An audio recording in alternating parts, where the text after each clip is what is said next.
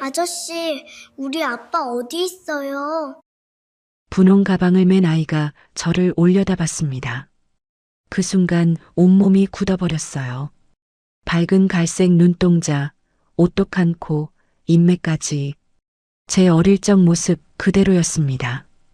7년 전 이혼할 때 저는 아이가 없었어요.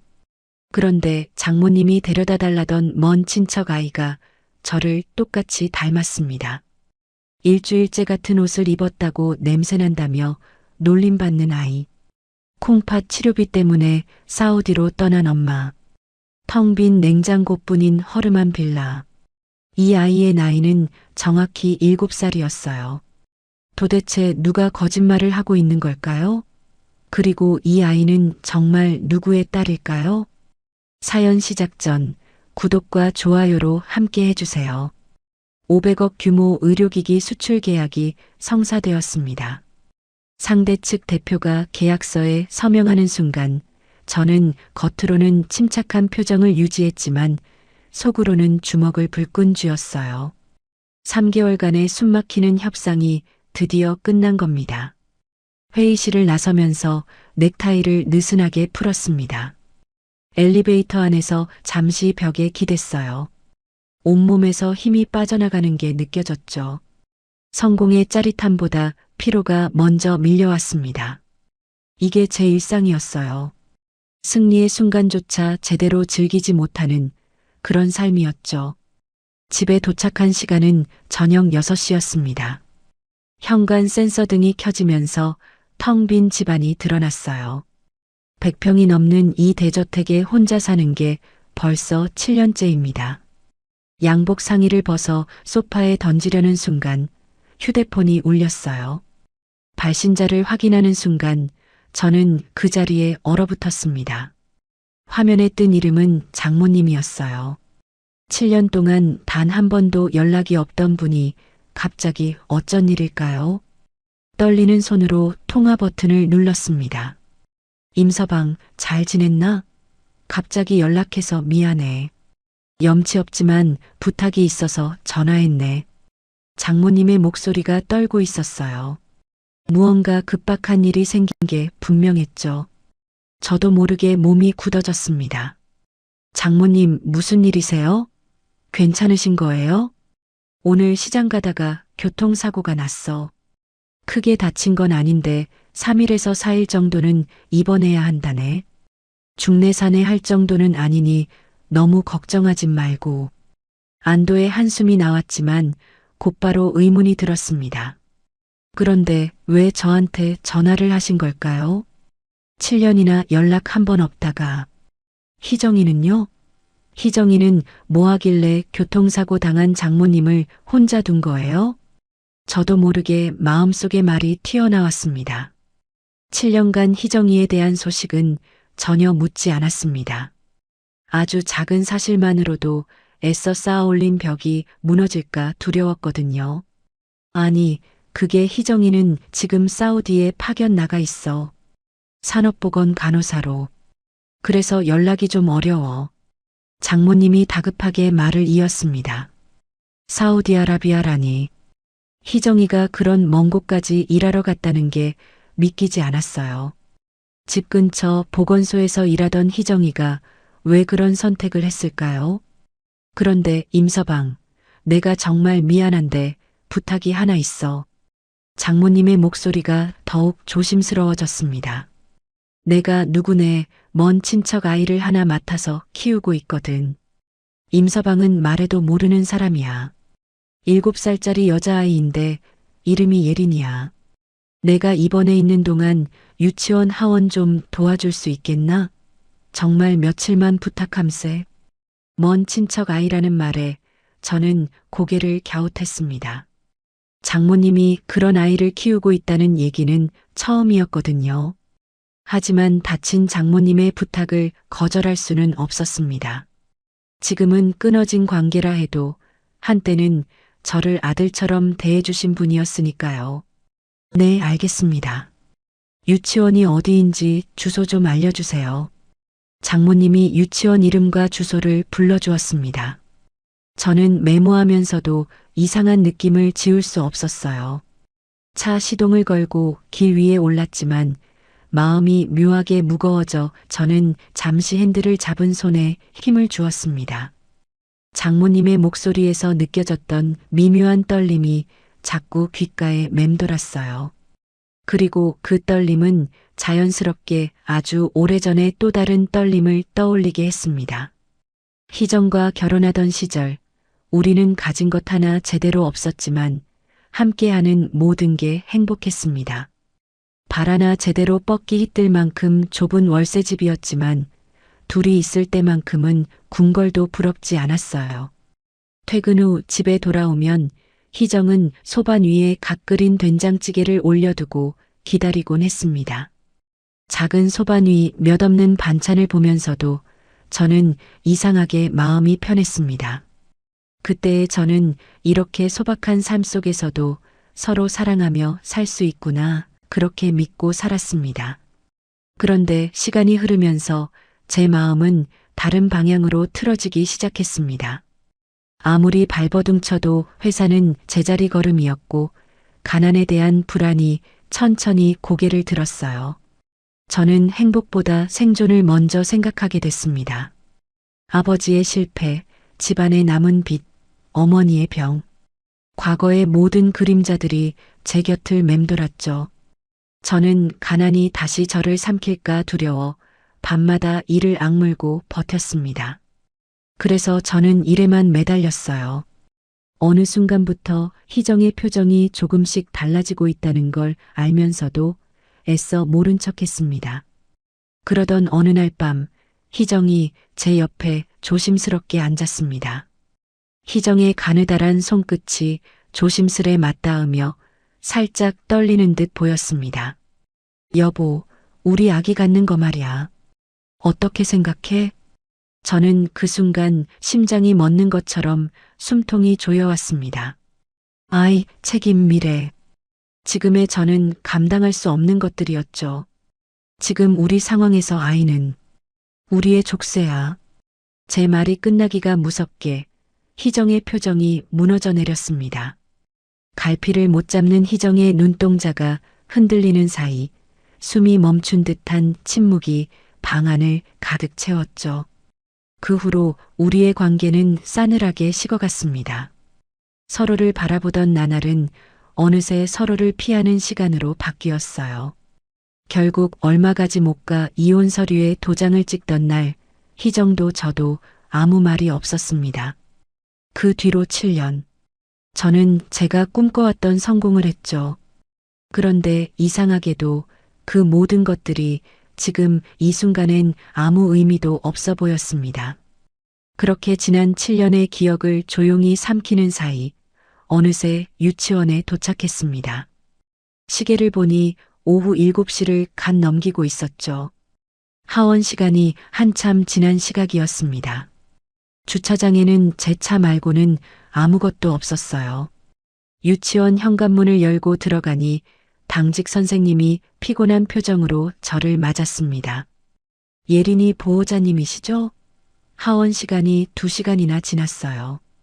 하원 시간은 꼭 지켜주세요. 선생님의 목소리에는 짜증이 섞여 있었습니다. 저는 죄송하다고 거듭 사과했어요. 교실 한쪽 구석에 작은 아이가 혼자 앉아 있었습니다.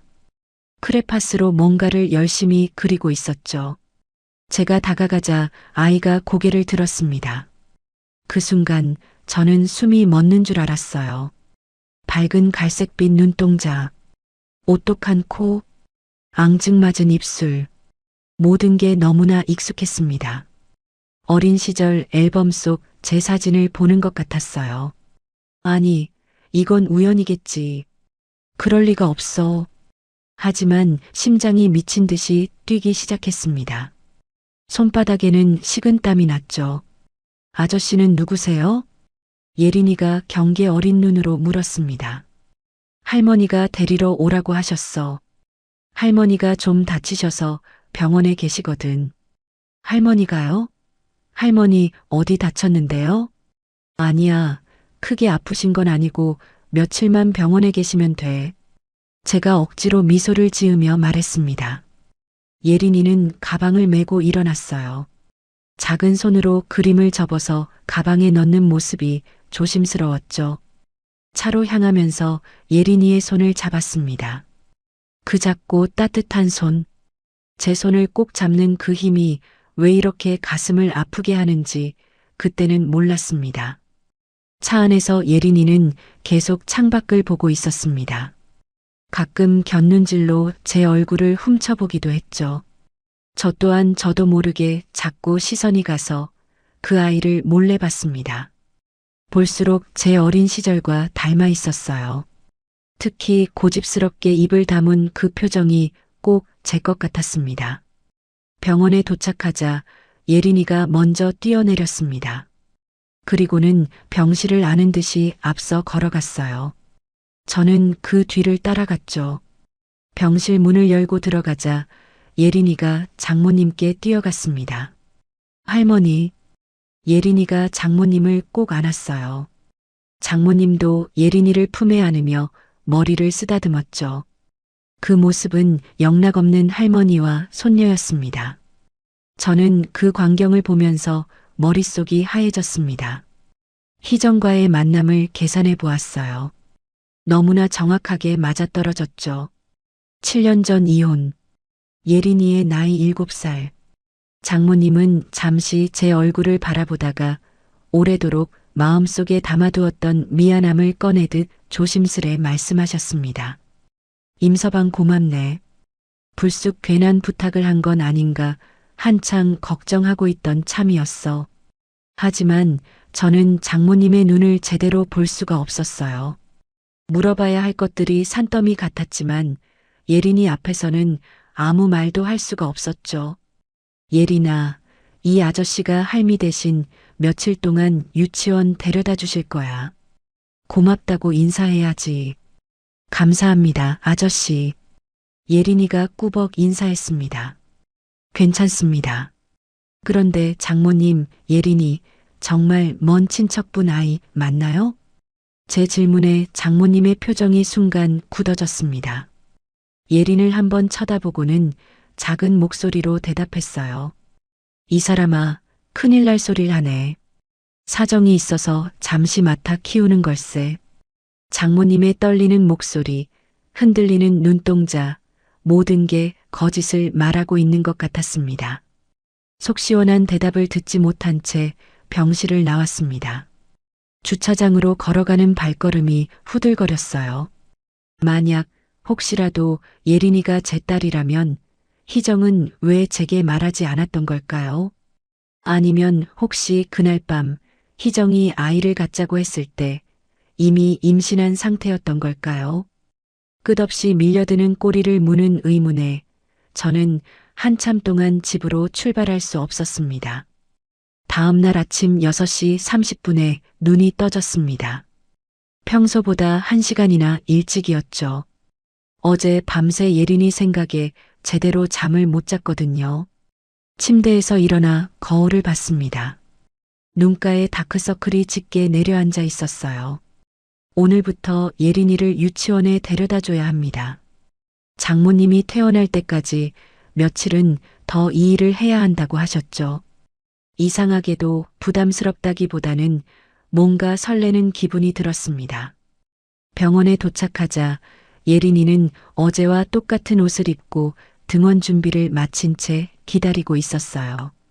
분홍색 원피스에 하얀 카디건, 소매 끝이 달아있는 아이의 옷을 보니 이 아이의 집안 사정이 짐작이 되었죠. 아저씨, 왜 이렇게 늦게 왔어요? 저 8시 30분까지 가야 해요. 예린이가 볼멘 소리로 말했습니다. 시계를 보니 7시 50분이었어요.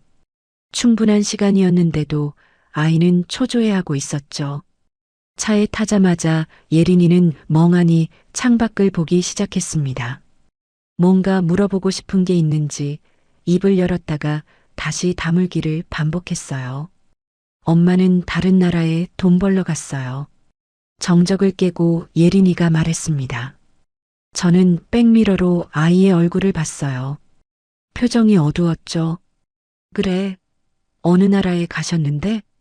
사우디아라비아요. 할머니가 그러는데 여기서 엄청 멀대요. 비행기 타고도 10시간도 넘게 가야 한대요. 예린이의 목소리가 점점 작아졌습니다. 엄마를 그리워하는 게 느껴졌어요. 저는 조심스럽게 물었습니다. 엄마 이름이 뭐야? 예린이가 갑자기 고개를 저었습니다. 단호한 표정이었어요. 엄마가 모르는 사람한테는 절대 이름 알려주지 말라고 했어요. 그 말에 저는 할 말을 잃었습니다. 7살짜리가 이렇게 경계심이 강하다니. 잠시 침묵이 흐른 뒤 예린이가 또 말했습니다. 아저씨, 우리 아빠 누군지 알아요? 제 심장이 쿵 하고 내려앉았습니다. 손에 잡은 핸들이 미끄러질 뻔했어요. 애써 평정심을 유지하며 물었죠. 아니, 아빠 얘기를 들은 적 없어? 예린이가 고개를 끄덕였습니다. 할머니는 아빠가 엄마보다 더 멀리로 일하러 갔대요. 엄마는 아빠가 죽었다고 하고요. 뭐가 진짠지 모르겠어요. 여린 목소리로 건네는 예린이의 말이 귓가에 남아 마음 한구석이 서늘하게 내려앉았습니다. 과거 희정이가 아이를 갖고 싶다 말했을 때 자식은 족쇄라 했던 그 말이 떠올라 마치 스스로에게 던진 저주처럼 가슴을 짓눌렀습니다. 장모님과 희정이가 서로 다른 말을 한 이유가 혹시 나 때문은 아닐까 하는 생각이 파도처럼 덮쳐왔죠. 이 아이가 정말 내 아이일지도 모른다는 두려움이 목까지 차올랐어요. 그리고 그 두려움 속에서 내가 과거에 했던 그 한마디가 얼마나 잔인한 상처였는지 새삼 벼락처럼 깨달았습니다. 유치원에 도착해서 예린이를 내려줬습니다. 아이가 뛰어가다가 갑자기 멈춰 섰어요. 그리고는 저를 돌아봤죠. 아저씨, 오늘도 나 데리러 올 거죠? 응, 올게. 약속해. 예린이가 씩 웃으며 유치원으로 들어갔습니다. 그 뒷모습을 바라보니 가슴 한 구석이 아려왔어요. 왜 이렇게 마음이 쓰이는 걸까요? 회사에 도착하자마자 비서가 달려왔습니다. 오늘 일정이 빼곡하게 잡혀 있다고 했죠. 오전 10시 투자자 미팅, 12시 점심회동, 오후 2시 신제품 발표 준비회의. 하지만 저는 집중할 수가 없었어요. 계속 예린이 생각만 났거든요. 회장님, 괜찮으세요? 오늘 유독 피곤해 보이세요. 비서 가은이가 걱정스럽게 물었습니다. 저는 괜찮다고 손을 내저었지만 전혀 괜찮지 않았습니다. 결국 저는 오후 일정을 모두 취소했습니다. 비서는 놀란 표정이었어요. 제가 일정을 취소하는 일은 회사 창립 후 처음 있는 일이었거든요. 유치원 하원 시간에 맞춰 도착했습니다. 예린이가 친구들과 함께 나왔는데 표정이 어두웠어요. 뭔가 안 좋은 일이 있는 듯 보였습니다. 차에 타자마자 예린이가 울먹이기 시작했어요. 예린아, 왜 그래? 유치원에서 무슨 일 있었어? 친구들이 놀렸어요. 맨날 같은 옷 입고 온다고. 나한테서 이상한 냄새 난대요. 예린이의 눈에서 눈물이 뚝뚝 떨어졌습니다. 저는 가슴이 찢어지는 것 같았어요. 아이에게 이런 상처를 주는 세상이 너무 미웠습니다. 병원에 도착해서 장모님께 오늘 있었던 일을 말씀드렸습니다.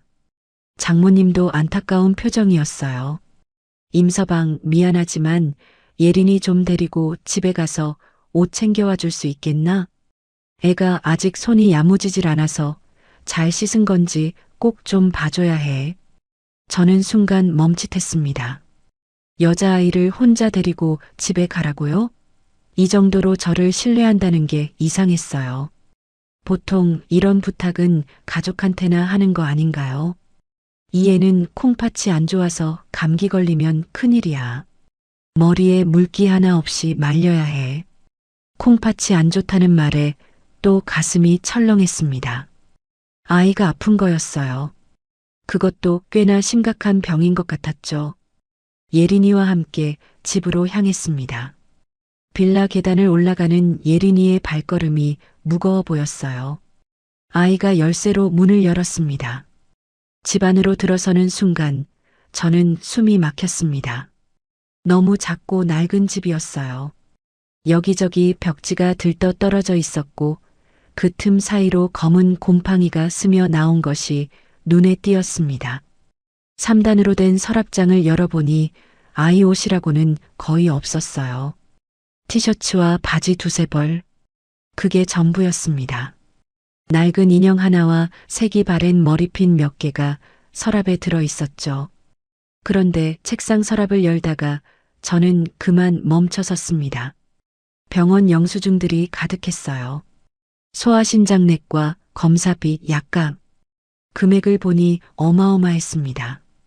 장모님이 이 금액을 어떻게 감당하고 계실지 눈앞이 아찔했습니다. 예린이가 욕실에서 씻는 동안 저는 거실에 앉아 있었습니다. 식탁 구석에 있는 액자를 보는 순간 온몸이 굳어졌습니다. 예린이와 희정이가 함께 찍은 사진이었죠. 먼 친척의 아이라더니 혹시 이혼 후에 다른 남자와 만나서 낳은 아이일까요? 그렇지만 예린의 나이는 이혼한 시기와 딱 맞는 7살. 내 젊은 시절과 너무도 닮아 있는 예린이의 갈색 눈동자. 이 사실이 가슴을 세차게 후려쳤습니다. 설마 하는 마음과 이미 그럴 것 같았다는 확신이 뒤섞이며 머릿속이 복잡하게 얽혔어요. 생각의 소용돌이에 잠겨있던 찰나 욕실에서 문을 열고 나오는 예린의 모습이 불현듯 현실로 끌어올렸습니다. 아저씨, 다 씻었어요. 조망만한 손으로 젖은 머리를 수건으로 대충 닦고 있었습니다.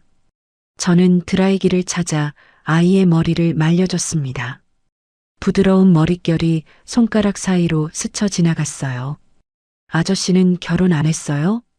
예린이가 갑자기 물었습니다. 했었어. 근데 지금은 혼자야. 왜요? 이혼했어요? 응. 아기는 없어요? 그 질문에 저는 대답할 수가 없었습니다. 없다고 해야 할까요? 아니면 너일지도 모른다고 해야 할까요? 나도 잘 모르겠어. 잘 모른다고요? 그걸 왜 몰라요? 예린이가 고개를 갸웃거리며 웃었습니다.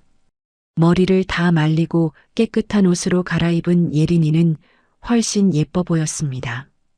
병원으로 돌아가는 길에 예린이가 말했어요. 아저씨, 도와줘서 고마워요. 그 말에 저는 또 가슴이 먹먹해졌습니다. 7살짜리가 혼자 씻고, 혼자 옷 입고, 혼자 유치원 갈 준비를 한다는 게 너무 안쓰러웠어요. 병원에 도착해서 예린이가 장모님께 뛰어갔습니다. 깨끗한 옷을 입은 모습을 자랑하듯이 빙글빙글 돌았죠. 장모님이 미소를 지으며 예린이를 안아주었습니다. 저는 그 모습을 보면서 확신이 점점 커져갔습니다. 이 아이는 제 딸이 맞는 것 같았어요. 하지만 왜 아무도 말해주지 않는 걸까요? 왜 희정이는 7년 동안 숨긴 걸까요? 왜 장모님은 거짓말을 하시는 걸까요? 복잡한 혼란과 죄책감, 그리고 설명되지 않는 책임감이 저를 짓눌렀습니다. 예린이를 처음 본 지 이틀째. 하지만 이미 제 세상은 그 아이로 가득 차 있었습니다. 병원 복도 끝 휴게실에 장모님과 단둘이 앉아 있었습니다. 예린이는 병실에서 잠들어 있었죠. 더는 참을 수 없었습니다. 제 안에서 끓어오르는 의문을 토해내듯 물었어요. 장모님, 예린이. 제 딸 맞죠? 장모님은 한참을 침묵하셨습니다. 창밖의 달빛이 장모님의 얼굴을 비추고 있었어요. 깊은 한숨을 내쉬시더니 고개를 천천히 끄덕이셨습니다. 그래, 임서방 딸 맞아. 그 한마디가 제 가슴을 꿰뚫었습니다. 사실은 이미 확신하고 있었죠. 하지만 직접 듣는 건 완전히 다른 충격이었습니다. 온몸에 힘이 빠져나가면서 동시에 뭔가 뜨거운 게 치밀어 올랐어요. 왜 여태까지 아무 말씀 안 하신 거예요? 왜 7년이나 숨기신 거예요? 제 목소리가 떨리고 있었습니다. 분노인지 슬픔인지 구분할 수 없는 감정이 뒤섞여 있었죠. 장모님은 고개를 떨구신 채 아무 말도 하지 않으셨습니다. 집으로 돌아오는 차 안에서 운전대를 잡고 멍하니 앞만 바라보았어요. 라디오에서는 누군가의 사연이 흘러나오고 있었죠. 새 생명을 품에 안은 아버지가 되었다는 기쁨을 뽐내는 청취자의 목소리였습니다. 저는 차를 한강 다리 아래 주차장에 세웠습니다. 그리고 29살의 저를 떠올렸어요. 그때 제게는 아무것도 없었습니다. 퇴직금 300만 원과 15년 된 중고차 한 대가 전부였죠. 갑작스러운 아버지의 사업 실패로 집에는 빚쟁이들이 찾아왔고 어머니는 허리 수술비조차 없어서 진통제에만 의존하고 계셨습니다. 관리비 연체 통지서가 날아오고 전기가 끊길까봐 두려웠던 날들이었어요. 가족이라는 단어가 따뜻함이 아니라 생존의 압박으로 느껴지던 시절이었습니다. 매일 새벽 4시에 일어나 일하러 가고 밤 11시가 넘어서야 집에 돌아왔죠. 그래도 빚을 헤어나올 순 없었습니다. 그래서였을까요? 아버지가 되는 것이 너무도 두려웠습니다. 제 아버지처럼 실패한 가장이 될까봐, 제 가족도 가난의 굴레에서 벗어나지 못할까봐 무서웠어요. 그 두려움이 희정과의 결혼을 무너뜨린 거겠죠. 이혼 재판 때가 떠올랐습니다. 희정이 유독 힘들어했었어요. 연달아 헛구역질을 하던 모습. 그때는 스트레스 때문이라고만 생각했는데 지금 와서 보니 입덧이 아니었을까 하는 생각이 스쳤습니다. 이미 예린이를 뱃속에 품고 있었겠죠. 저는 주먹을 꽉 쥐었습니다. 그때 제가 조금만 더 따뜻했다면, 조금만 더 용기가 있었다면 예린이는 아빠와 함께 자랄 수 있었을 텐데. 저는 결심했습니다. 내 딸만큼은 가난 속에서 기죽으며 살게 두지 않겠다고. 돈이 없어서 하고 싶은 걸 못하는 일은 절대 없게 하겠다고 말이죠. 예린아, 오늘 아저씨랑 놀러 가자. 맛있는 것도 많이 사고 장난감도 사줄게. 예린이 갖고 싶은 거 다 사러 가자. 예린이의 보석 같은 눈이 반짝였습니다. 하지만 곧 시무룩해졌어요. 저 돈 하나도 없는데요. 엄마가 돈 아껴야 한대요. 그 말에 제 가슴이 찢어졌습니다. 백화점에 도착하자 예린이는 입을 다물지 못했습니다. 명품 아동복 매장으로 가서 마음에 드는 옷을 고르라고 했지만 예린이는 어색한 듯 쭈뼛쭈뼛거렸죠. 저 진짜 사도 돼요? 엄마한테 혼날 것 같은데. 괜찮아.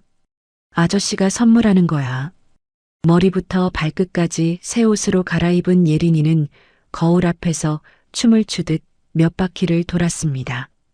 그 모습이 너무 예뻐서, 너무 안쓰러워서 저도 모르게 눈시울이 붉어졌어요. 신발, 가방, 액세서리, 장난감 매장까지 돌았습니다. 예린이는 처음에는 조심스러워했지만 점점 아이다운 모습을 보이기 시작했죠. 인형을 안고 웃는 모습이 정말 행복해 보였습니다. 점심은 예린이가 가고 싶어하는 레스토랑에서 먹었어요. 스테이크를 먹으면서 예린이가 말했습니다. 아저씨, 정말 괜찮아요? 엄마한테 혼나면 어떡해요? 괜찮아. 아저씨가 다 설명할게. 병원으로 돌아왔을 때 장모님은 놀란 표정이었습니다. 새 옷을 빼입은 예린이의 모습과 제 양손으로 들어도 부족할 만큼 어마어마한 양의 쇼핑백을 들고 있었거든요. 세상에. 임서방, 이게 다 뭐야? 예린이 필요한 것들 좀 샀습니다.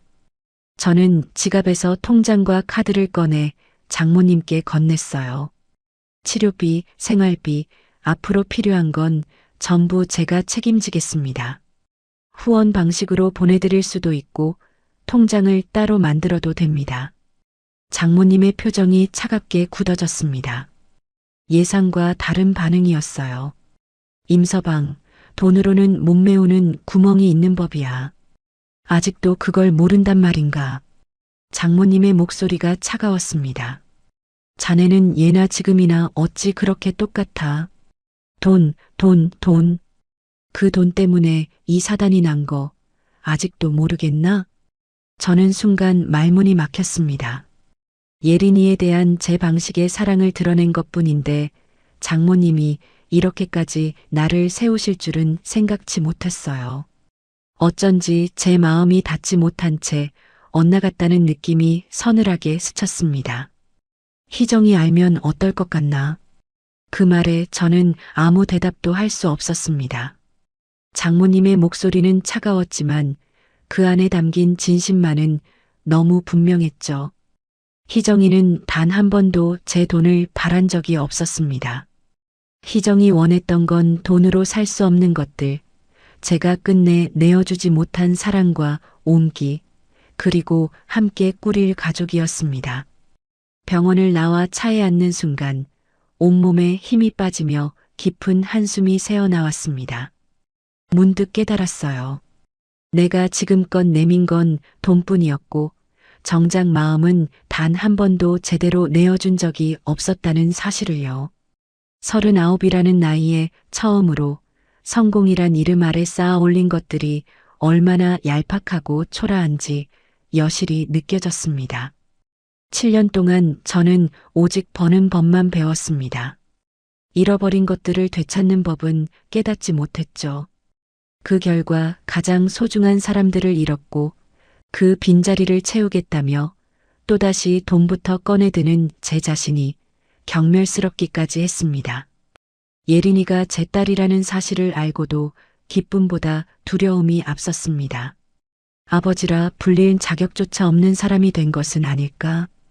돈만 두둑해졌지 마음은 제자리 걸음이었어요. 세월 속에 숨겨져 있던 7년의 진실은 마침내 제 앞에 모습을 드러냈습니다. 그러나 그 진실은 제가 상상했던 것보다 훨씬 무겁고 훨씬 쓰라린 것이었습니다.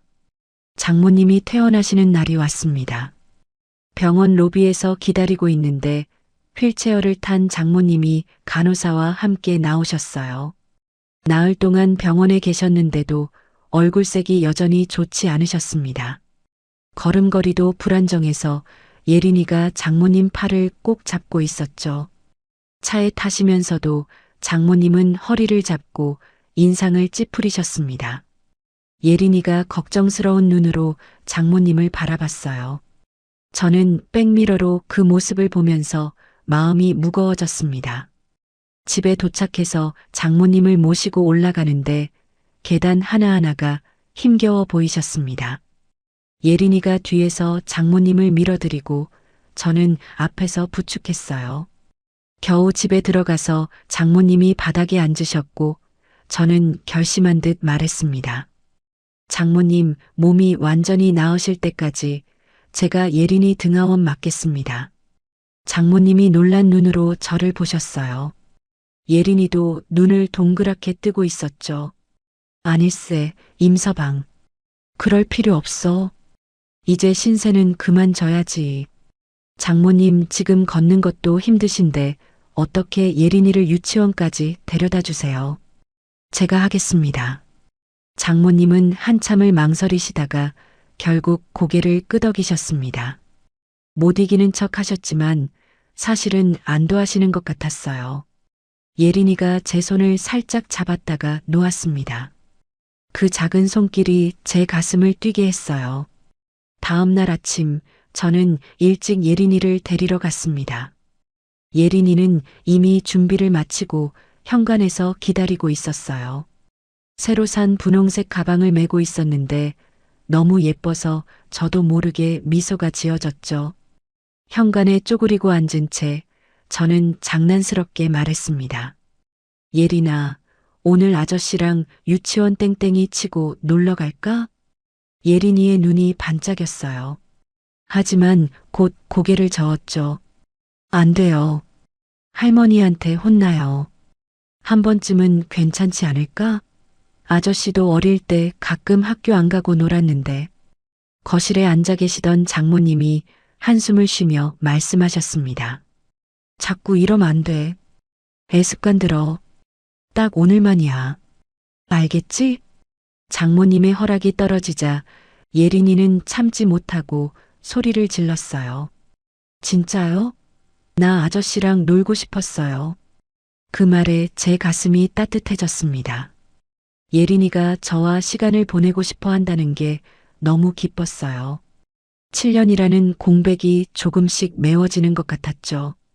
먼저 아침을 먹으러 예린이가 좋아한다는 빵집으로 갔습니다. 예린이는 딸기 시럽을 듬뿍 뿌린 케이크를 맛있게 먹었어요. 볼이 볼록해질 정도로 크게 한 입 베어 물고는 세상 행복한 표정을 지었죠. 아저씨는 왜 안 드세요? 아저씨는 예린이 먹는 거 보는 게 더 좋아. 예린이가 수줍게 웃었어요. 그리고는 자기 케이크를 한 숟가락 퍼서 저에게 내밀었죠. 아저씨도 먹어봐요. 진짜 맛있어요. 그 작은 배려가 저를 울컥하게 만들었어요. 이렇게 착한 아이를 7년 동안 모르고 살았다는 게 너무 미안했습니다. 식사를 마치고 근처 공원으로 갔어요. 평일 오전이라 공원은 한산했습니다. 예린이는 그네를 타고 싶다고 했어요. 제가 뒤에서 밀어주자 까르르 웃음소리를 냈죠. 그 웃음소리가 공원 전체에 울려 퍼졌습니다. 더 높이 밀어주세요. 너무 높으면 위험해. 이 정도가 딱 좋아. 아저씨, 겁쟁이에요? 예린이의 놀림에 저도 웃음이 터졌습니다. 예린이는 하늘을 나는 것처럼 팔을 벌리고 즐거워했죠. 미끄럼틀도 타고 시소도 탔습니다. 사실 저는 아이들과 어떻게 놀아야 하는지조차 잘 모르는 사람이었습니다. 그런데도 예린이가 웃을 때마다 나도 따라 웃고 있었습니다. 이 작은 아이가 제 마음의 문을 서서히 열고 있는 게 느껴졌습니다. 예린이의 웃음소리가 귀에 맴돌 때마다 제 안 어딘가 오래 잠겨 있던 무엇이 서서히 풀려나는 느낌이었어요. 예린이가 내 삶에 잊혀진 자리를 조용히 메워주고 있다는 걸 그제야 조금 알 것 같았습니다. 저도 오랜만에 아이처럼 뛰어다녔어요. 정장 바지가 더러워지는 것도 구두가 흙투성이가 되는 것도 신경 쓰지 않았습니다. 예린이와 함께 있는 이 순간이 너무 소중했거든요. 놀이터 벤치에 앉아 쉬고 있을 때였습니다. 예린이가 물을 마시면서 저를 올려다봤어요. 저는 조심스럽게 물었습니다. 예린이는 아빠가 있으면 뭐 하고 싶었어? 예린이가 잠시 고민하더니 작은 목소리로 말했어요. 놀이공원 가보고 싶어요. 다솜이도 윤우도 다 아빠랑 갔다 왔다는데 나만 못 가봤거든요. 그 말을 듣자마자 저는 일어섰습니다. 그럼 지금 가자. 놀이공원. 진짜요? 지금요? 예린이의 눈이 믿을 수 없다는 듯 커졌어요. 저는 고개를 끄덕이며 예린이의 손을 잡았습니다. 가자. 오늘은 예린이 하고 싶은 거 다 하는 날이야. 차를 타고 놀이공원으로 향했습니다. 예린이는 계속 들떠서 이것저것 물어봤어요. 회전목마는 무서운지, 바이킹은 타도 되는지, 솜사탕도 있는지. 저는 하나하나 대답해주면서 운전했죠. 놀이공원에 도착하자 예린이는 입구에서부터 감탄했습니다. 커다란 성 모양의 입구와 알록달록한 풍선들, 신나는 음악 소리에 완전히 매료된 것 같았어요. 먼저 회전목마를 탔습니다. 예린이는 분홍색 말을 골랐고 저는 바로 옆에 하얀 말에 올라탔어요. 음악이 흐르고 말이 오르내리기 시작하자 예린이가 깔깔 웃었습니다. 저도 따라 웃었어요. 이렇게 마음 편하게 웃어본 게 얼마만인지 모르겠더라고요. 예린이의 웃음이 바람처럼 제 어깨를 스치는데 그 순간 이상하게도 마음 한구석이 저릿했습니다. 이 아이가 내 딸인데 나는 지난 7년 동안 어디서 뭘 하고 있었나?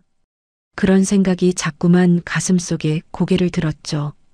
관람차도 탔습니다. 정상에 다다랐을 때 예린이가 말했습니다. 우와, 세상이 다 보여요. 저기 우리 집도 보이는 것 같아요. 어디? 아저씨는 안 보이는데. 저기요. 저 빨간 지붕. 사실 그게 예린이네 집일 리 없었지만 저는 맞다고 고개를 끄덕였어요. 점심은 놀이공원 안 레스토랑에서 먹었습니다. 예린이는 어린이 세트를 주문했는데 장난감이 들어있어서 더 좋아했어요. 밥을 먹으면서도 계속 장난감을 만지작거렸죠. 오후에는 작은 놀이기구들을 더 탔습니다. 범퍼카도 타고 회전컵도 탔어요. 예린이는 제 손을 꼭 잡고 다녔습니다. 마치 정말 아빠와 딸처럼요. 솜사탕과 팝콘도 사 먹었습니다. 예린이는 솜사탕을 처음 먹어본다며 신기해했어요. 입에 넣자마자 녹아버리는 게 마법 같다고 했죠. 얼굴에 솜사탕이 묻은 예린이를 보며 저는 물티슈로 닦아줬습니다. 해가 지기 시작할 무렵 놀이공원을 나왔습니다. 예린이는 피곤한지 차에 타자마자 조용해졌어요. 행복만을 가득 안은 채 집 앞에 도착했습니다. 저는 물끄러미 예린이를 바라보다가 결심했어요. 더는 숨기고 싶지 않았습니다. 이제는 이 아이에게 진실을 말해야 한다고 생각했죠. 예린아. 네. 아저씨가 할 말이 있어. 예린이가 궁금한 듯 저를 봤습니다. 저는 심호흡을 했어요. 그리고 떨리는 목소리로 말했습니다. 사실 아저씨가 너희 아빠야. 순간 차 안이 조용해졌습니다. 예린이의 표정이 굳어졌어요. 믿을 수 없다는 듯 저를 쳐다봤죠. 예린이의 작은 입술이 떨렸고 손에 쥐었던 인형이 흔들렸습니다. 그 미세한 떨림이 제 심장을 얼려버렸어요. 그러더니 갑자기 고개를 저으며 말했습니다. 거짓말. 예린아, 정말이야. 아저씨가 네 아빠 맞아. 예린이의 눈에 눈물이 고이기 시작했습니다. 그리고는 떨리는 목소리로 물었어요. 왜 이제 나타났어요? 그 질문에 저는 아무 말도 할 수 없었습니다. 무엇을 어떻게 설명해야 할지 몰랐어요. 나 안 보고 싶었어요? 내가 싫어서 이제야 온 거예요? 예린이의 목소리에 울음이 섞였습니다. 분노와 슬픔이 뒤섞인 목소리였어요. 아니야, 예린아. 그게 아니라. 하지만 예린이는 더 듣지 않았습니다. 차 문을 열고 뛰어내렸어요. 저는 너무 놀라서 급히 따라 내렸습니다. 예린아, 예린아. 하지만 예린이는 뒤도 돌아보지 않고 뛰어갔습니다. 저는 손을 뻗어봤지만 아이는 점점 멀어져 갔어요. 결국 예린이가 집으로 들어가는 것을 멀리서 지켜볼 수밖에 없었습니다. 저는 그 자리에 한참 서 있었어요. 왜 그렇게 갑작스럽게 말했을까요? 아이가 받아들일 준비가 되었는지 확인도 하지 않고 행복이 너무 컸던 나머지 다시 잃을까 두려워 그 행복을 붙잡으려고 성급하게 손을 뻗었던 제 모습이 떠올랐습니다. 결국 그 손길이 아이의 마음을 먼저 밀어낸 셈이었어요. 제 조급함이 모든 걸 망쳐버렸습니다. 다음 날 아침 저는 평소처럼 예린이를 데리러 갔습니다. 하지만 장모님이 문을 열고 나오시며 말씀하셨어요. 예린이, 아까 혼자 유치원 갔어. 혼자요? 왜요? 몰라. 오늘은 혼자 가겠다고 아침부터 땡깡을 피우더라고. 어쩔 도리가 없어서 그러라 했지. 제 가슴이 무너졌습니다. 예린이가 저를 피하고 있는 거였어요. 하원 시간에 맞춰 유치원으로 갔습니다. 예린이가 선생님과 함께 나오는 게 보였어요. 저를 발견한 예린이의 얼굴이 다시 굳어졌습니다. 예린아, 얼른 나와. 집까지 데려다 줄게. 하지만 예린이는 고개를 저으며 말했습니다. 모르는 사람이에요. 지금 집에 안 갈래요. 선생님이 당황한 표정으로 저와 예린이를 번갈아 봤어요. 저는 어떻게 해야 할지 몰라 그냥 서 있었습니다. 결국 장모님이 직접 오셨어요. 예린이는 장모님을 보자 뛰어가서 안겼습니다. 그리고는 제 쪽을 한 번도 보지 않고 가버렸어요. 저는 텅 빈 유치원 앞에 혼자 남았습니다. 어제까지만 해도 그렇게 행복하게 웃던 예린이가 이제는 저를 완전히 거부하고 있었어요. 사실은 오늘 하루 내내 마음속에 두려움이 자리하고 있었습니다. 이 행복이 잠시 스쳐 지나가는 꿈은 아닐까, 다시 잃게 될까 하는 두려움. 그 두려움이 나를 성급하게 만들었고 결국 아이의 마음을 무너뜨렸다는 걸 그제야 깨달았습니다. 멀어져가는 예린이의 뒷모습을 바라보며 저는 처음으로 인정했습니다. 아버지가 된다는 건 피로 이어진 관계만으로 되는 게 아니라는 걸, 마음이 닿을 준비가 되었을 때에야 비로소 시작되는 길이라는 걸요. 유치원 상담실에 앉아 있었습니다. 담임 선생님이 저를 따로 부르며 이야기를 나누고 싶다고 하셨죠. 예린이에 대한 얘기였습니다.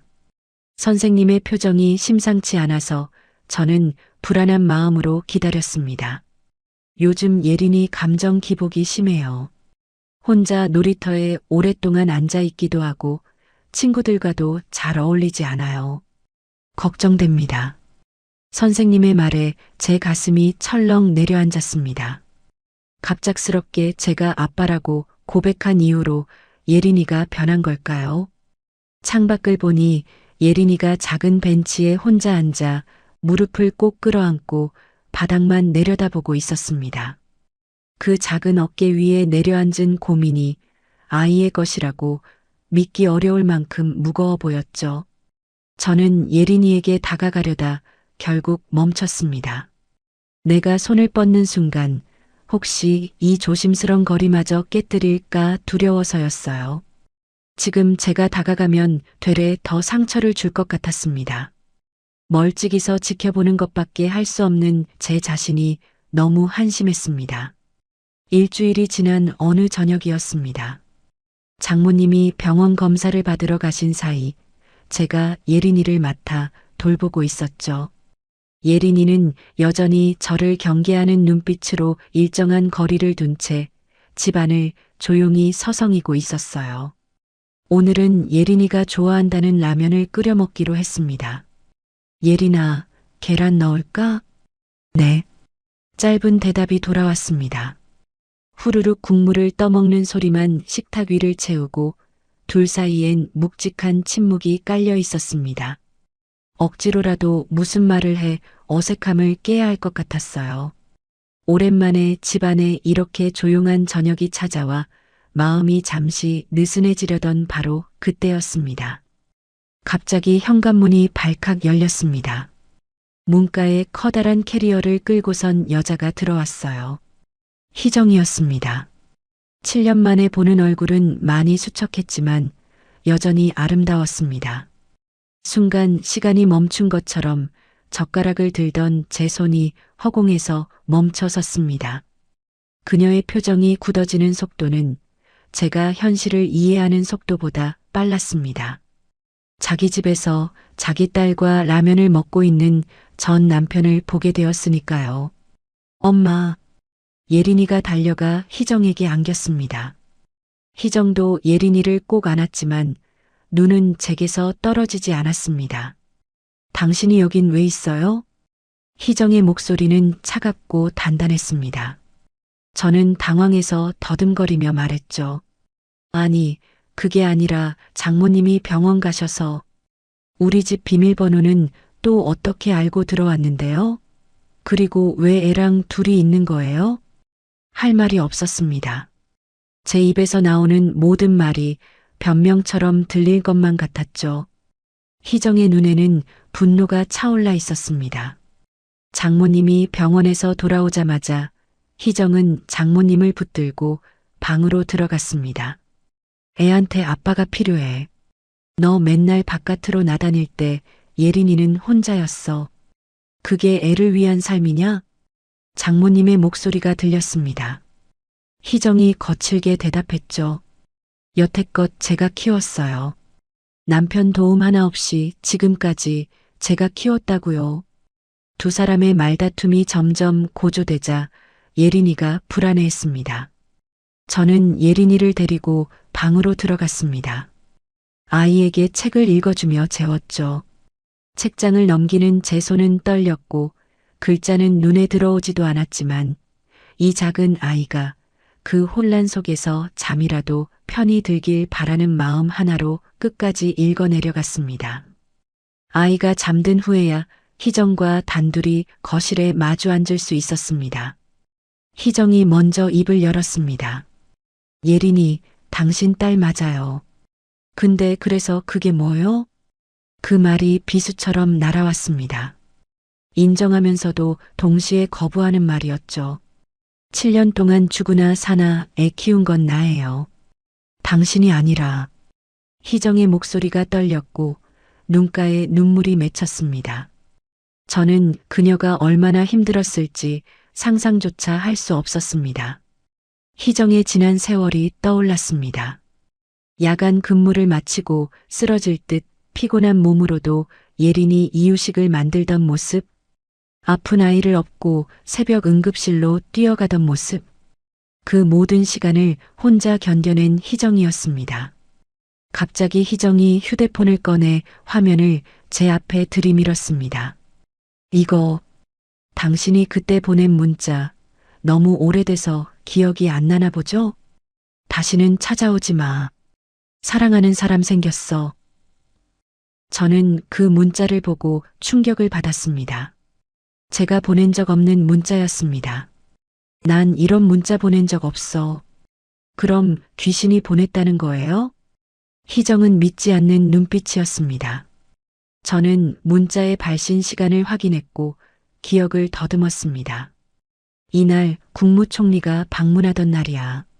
극비 프로젝트 때문에 폰은 비서실에 맡겼었고 비서실 외엔 아무도 내 폰 못 건드렸어. 희정도 뭔가 떠올린 듯 말했습니다. 그날 당신 연락 안 돼서 사무실 갔었어요. 당신은 없고 비서가 있길래 편지를 맡겼었죠. 우리는 동시에 같은 사람을 떠올렸습니다. 설마 비서실 가은이가? 저는 가은을 생각했습니다. 지방대 출신의 도끼가 느껴질 만큼 성실했던 여자. 가난했고 휴가도 거의 쓰지 않고 일에만 매달리던 직원.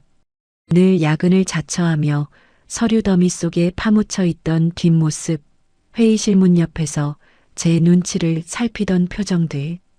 그리고 7년 전 제 폰에 접근할 수 있었던 사람은 가은이 단 한 명뿐이었습니다. 몰랐다고 말해도 용서받기 힘들겠지. 제가 자조적으로 말하자 희정이 반듯한 목소리로 맞받았습니다. 몰랐다는 말, 참 편한 말이네요. 힘들 땐 늘 그 말 뒤에 숨어버리더군요. 당신은. 그 말이 너무도 정확했습니다. 그때의 저는 성공만 보고 달리고 있었죠. 난 그때 당신에게 철저하게 버려졌어요. 예린이에게는 그런 감정 절대 느끼게 하고 싶지 않아요. 희정의 말에 저는 아무 말도 할 수 없었습니다. 그때 당신 뭐라고 했는지 기억나요? 아이는 족쇄라고 했어요. 그래서 그 족쇄 내가 혼자 끌고 가기로 했어요. 당신 발목 잡고 싶지 않아서. 희정의 눈물이 떨어졌습니다. 성공하면 다 해결될 거라 믿었던 저는 가난도 책임도 두려워 가족을 짐처럼 느꼈던 사람이었습니다. 그래서 그 잔인한 말을 했던 거죠. 하지만 지금의 저는 그 족쇄를 다시 채워달라고 희정이 허락만 해준다면 두 손 모아 빌 사람이 되어 있었습니다. 미안하다. 제가 겨우 그 말을 짜냈습니다. 하지만 희정은 쓴웃음을 지었습니다. 그 말 7년 전에 했으면 참 좋았을 텐데. 희정이 일어서며 말을 이었습니다. 이미 예린이도 당신이 아빠인 거 알게 됐다면서요. 지금은 그냥 예린이에게만 상처 주지 말아요. 남편 역할은 절대 바라지 않아요. 공동 양육은 허락되었지만 재결합은 단호히 거절당했습니다. 희정의 뒷모습을 보며 저는 7년이라는 시간의 무게를 온몸으로 실감했습니다. 다음 날 아침 예린이가 엄마 품에서 웃고 있었습니다. 저는 문 밖에서 그 모습을 지켜보았죠. 그 웃음이 너무 아름다워서 동시에 너무 아파서 결국 발길을 돌릴 수밖에 없었습니다. 회사로 돌아가는 차 안에서 저는 계속 생각했습니다. 7년 전의 문자, 사라진 편지. 가은이가 정말 그런 일을 저질렀다면 이유가 있었을까? 대체 무엇을 원했던 걸까? 하지만 지금 제게 중요한 건 그게 아니었습니다. 예린이와 희정에게 어떻게 다가갈지, 어떻게 용서를 구할지였습니다. 이제는 돈으로 덮을 수 없는 것이 있다는 걸 저는 다시 한번 뼈저리게 깨달았습니다. 돈이 아니라 진심으로, 시간으로, 사랑으로 다가가야 한다는 거요. 저는 핸들을 잡은 손에 힘을 주었습니다. 이제부터가 진짜 시작이었습니다. 잃어버린 7년을 되찾을 수는 없겠지만 앞으로의 시간을 다르게 만들 수는 있을 겁니다. 예린이의 곁을 지키는 아빠로서, 상처 준 사람으로서 천천히 신뢰를 회복해가는 길뿐이었습니다. 그리고 언젠가 아주 먼 훗날이라도 우리 세 가족이 함께할 그날을 꿈꾸면서 말이죠. 회장실에서 프레젠테이션 자료를 마지막으로 점검하던 참이었습니다. 오늘은 300억 규모의 추가 투자를 결정하는 중요한 날이었어요. 일본과 중국에서 온 투자자들이 회의실에서 기다리고 있었습니다. 하지만 저는 집중할 수가 없었습니다. 예린이의 표정이 자꾸 떠올랐거든요. 저를 거부하던 그 작은 눈빛이 가슴을 짓눌렀습니다. 성공이 전부라고 믿어온 세월이 한순간에 무너지는 기분이었습니다. 회의실로 들어가니 긴장감이 팽팽하게 흐르고 있었어요. 임원들의 날카로운 시선, 투자자들의 차가운 표정, 프로젝터의 하얀 빛이 제 얼굴을 비췄습니다. 슬라이드의 글씨가 흐릿하게 보였습니다. 예린이가 혼자 벤치에 앉아있던 모습이 계속 겹쳐 보였거든요. 발표를 시작하려는 순간 제 휴대폰이 울렸습니다. 회의실에 있던 모든 사람의 시선이 동시에 저에게 쏠렸어요. 화면을 보니 장모님이었습니다. 불안한 예감이 스쳤죠. 떨리는 손으로 전화를 받았습니다. 임서방, 큰일이야. 예린이가 사라졌어. 그 순간 머릿속이 하얘졌습니다. 심장이 바닥으로 떨어지는 것 같았어요. 언제부터요? 어디서요? 1시간 전에 유치원에서 혼자 나갔대. 비도 오는데 얘는 대체 어디로 간 건지. 장모님의 울먹이는 목소리에 저는 정신이 아득해졌어요. 비서실 가은이 다급하게 제 옆으로 다가왔습니다. 지금 나가시면 안 됩니다. 투자자들이 기다리고 있어요. 회사 이미지도 생각하셔야죠. 저는 가은을 뿌리치고 일어섰습니다. 내 딸이 사라졌다는 말 앞에 회사도 투자도 아무 의미가 없었습니다. 그동안 제가 붙들고 살았던 것들이 얼마나 부질없었는지 그 순간 생생하게 느껴졌습니다. 죄송합니다. 긴급한 가족 문제가 생겼습니다. 저는 회의실 문을 부술듯이 열고 나갔어요. 복도를 뛰고 엘리베이터를 기다리지 못해 계단으로 내려갔습니다. 정장이 비에 젖는 것도 구두가 무릉덩이를 밟는 것도 신경 쓸 겨를이 없었습니다. 차를 타고 유치원으로 향했어요. 와이퍼가 쉴 새 없이 움직였지만 빗물이 계속 시야를 가렸습니다. 젖은 아스팔트 위로 자동차 헤드라이트가 번지는 밤거리가 악몽처럼 느껴졌죠. 혹시라도 생각이 꼬리에 꼬리를 물 때마다 숨이 턱 막혔습니다. 아빠라는 말을 꺼내놓고 정작 보호하지 못한다면 앞으로 내가 어떤 얼굴로 아이를 볼 수 있을까? 먼저 유치원 근처 놀이터로 갔습니다. 젖은 그네만 바람에 삐걱거리며 흔들리고 있었어요. 미끄럼틀 아래도 정글짐 안에도 예린이는 없었습니다. 빗속을 뚫고 이름을 불러봤지만 대답은 없었어요. 예린아, 예린아. 목소리가 빗소리에 묻혔습니다. 유치원 주변 골목골목을 뛰어다녔습니다. 인기척 없는 복도, 텅 빈 계단, 어둠 속에 예린이는 보이지 않았어요. 편의점도 가보고 문방구도 들렀지만 예린이는 어디에도 없었어요. 아이한테 내가 나타나지만 않았어도 죄책감이 비처럼 쏟아져 내렸습니다. 나 때문에 삶이 흔들린 게 아닐까? 나 때문에 아이가 길 위로 나선 건 아닐까? 혹시 차에 치였을까? 비 오는 도로 한복판에 쓰러진 아이의 모습이 떠올라 숨이 막혔어요. 아니야, 그럴 리 없어. 하지만 불안은 점점 커져만 갔습니다. 그때 휴대폰이 울렸습니다. 희정이었어요. 예린이 없어요? 희정의 목소리도 울먹이고 있었습니다. 나도 찾고 있어. 너는 어디 찾아봤어? 학원가도 가봤고 도서관도 갔는데 없어요. 우리의 목소리에는 분노와 불안과 원망이 뒤섞여 있었어요. 서로를 탓하고 싶은 마음과 아이를 찾아야 한다는 절박함이 충돌했죠. 발걸음이 멈췄습니다. 그리고 비 사이로 작고 젖은 실루엣이 보였어요. 동네 체육관 앞 작은 처마 밑에 예린이가 웅크리고 앉아 있었습니다. 작은 몸이 추위에 떨고 있었어요. 젖은 머리카락이 얼굴에 들러붙어 있었고 분홍색 가방을 꼭 안고 있었죠. 예린아. 제가 달려가려는 순간 반대편에서 희정도 뛰어오고 있었어요. 우리는 거의 동시에 예린이 앞에 도착했습니다. 예린아. 희정이 먼저 예린이를 안았어요. 예린이는 울다 지쳐서 멍한 눈으로 우리를 바라봤습니다. 그때 희정이 폭발했습니다. 지금까지 이런 일 단 한 번도 없었어요. 당신 때문에 애가 혼란스러워졌잖아. 왜 자꾸 나타나는 거야? 희정의 목소리에는 분노와 두려움이 가득했어요. 저도 참을 수가 없었습니다. 네가 처음부터 예린이 얘기를 했다면 이런 일 없었어. 제 목소리도 떨리고 있었어요.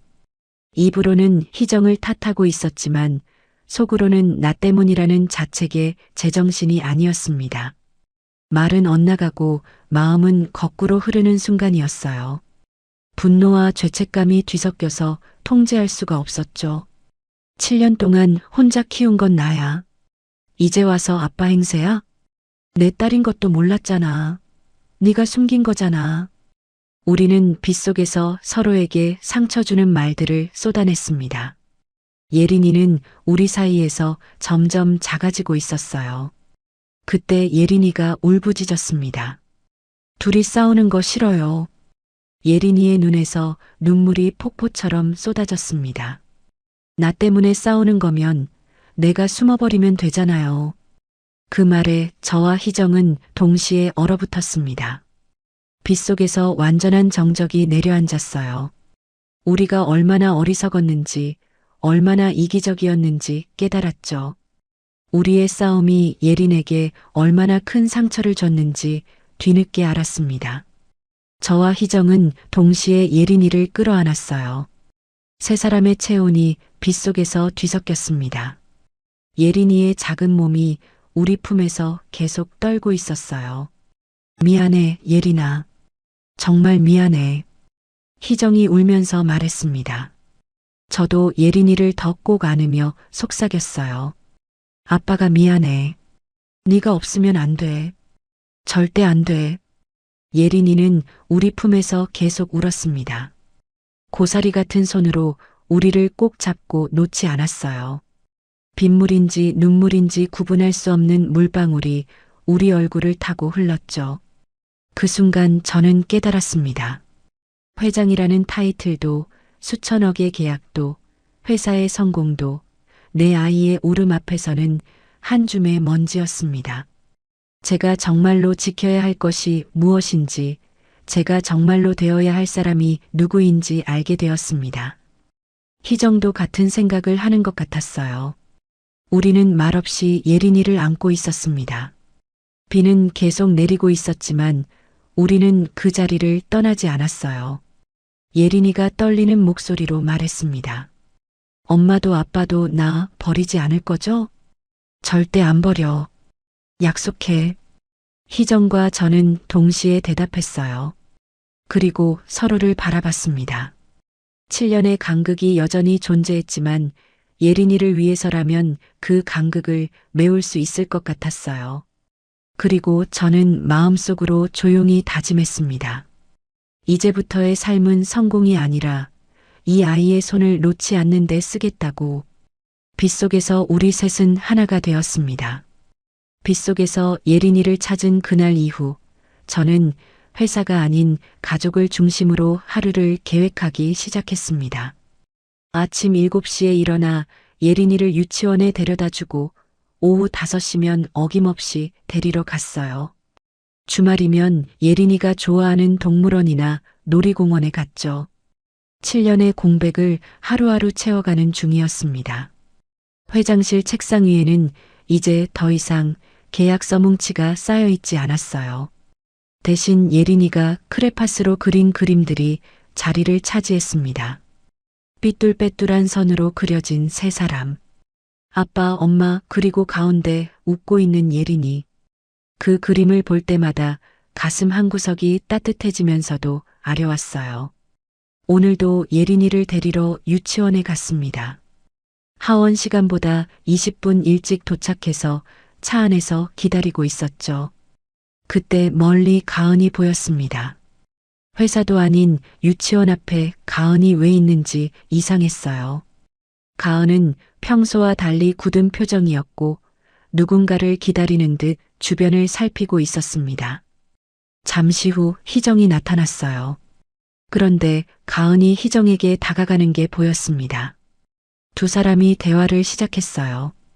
저는 불안한 예감에 차에서 내렸습니다. 조심스럽게 가까이 다가갔죠. 가은의 날카로운 목소리가 들려왔습니다. 애 핑계로 회장님한테 다시 매달리려는 거 스스로 수치스럽지 않아요? 희정이 당황한 표정으로 뒤로 물러섰어요. 가은은 한 발짝 더 다가가며 계속 말했습니다. 부끄러운 줄 아셔야죠.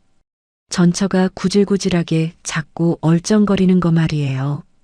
가은의 말에 희정의 얼굴이 하얗게 질렸습니다. 눈가가 붉어지더니 입술이 떨리기 시작했어요. 희정은 아무 말도 하지 못하고 그 자리에 서 있었죠. 저는 더 이상 참을 수 없었습니다. 빠른 걸음으로 두 사람에게 다가갔어요. 조가은 씨, 지금 무슨 얘기를 하는 거예요? 제 목소리는 차갑고 단단했습니다. 가은이 깜짝 놀라 돌아봤어요. 순간 얼굴이 하얗게 질렸다가 다시 붉어졌죠. 회장님, 저는 그저 됐어요. 희정아, 예린이 데리고 집에 먼저 가 있어. 희정은 고개를 끄덕이고 유치원으로 들어갔습니다. 저는 천천히 가은을 바라봤습니다.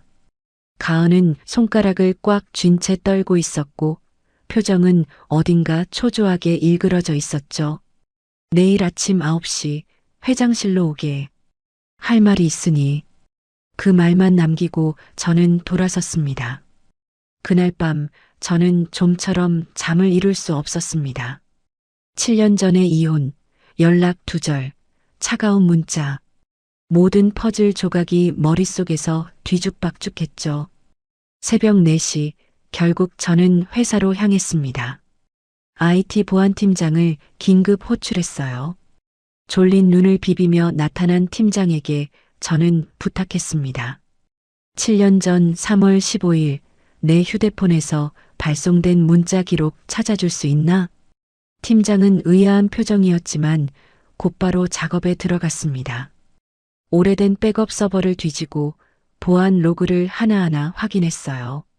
새벽부터 시작한 작업은 아침 8시가 되어서야 끝났습니다. 회장님 찾았습니다. 그날 오후 2시 17분에 문자가 발송됐네요. 제 심장이 쿵 내려앉았습니다. 그 시간 저는 분명 국무총리와 극비회의 중이었어요.